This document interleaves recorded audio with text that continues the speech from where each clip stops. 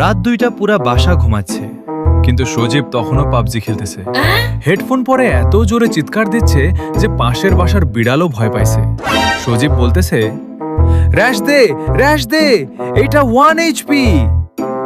হঠাৎ তার মা দরজার বাইরে থেকে বলল, সজীব ঘুমাবি না? সজীব তাড়াতাড়ি মাইক মিউট করে বলল, মা আমি কুরআন তেলাওয়াত শুনতেছি। বন্ধুরা ভয়েস চ্যাটে হেসে শেষ। তারপর আবার গেম শুরু।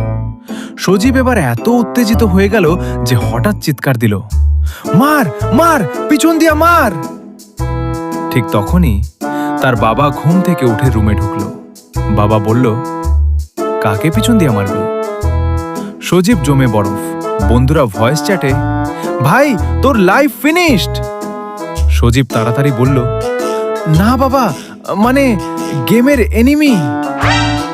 বাবা ফোন হাতে নিয়ে বলল, এই এনিমিরে আমি আজকেই শেষ করি। বলেই ওয়াইফাই বন্ধ। পুরা টিম অনলাইনে চিৎকার, সজীব সজীব রিভাইভ কে দিবে? পরদিন সকালে সজীবের বাবা ফেসবুকে পোস্ট দিল, গত রাতে সফলভাবে এক সন্ত্রাসী দমন করা হয়েছে।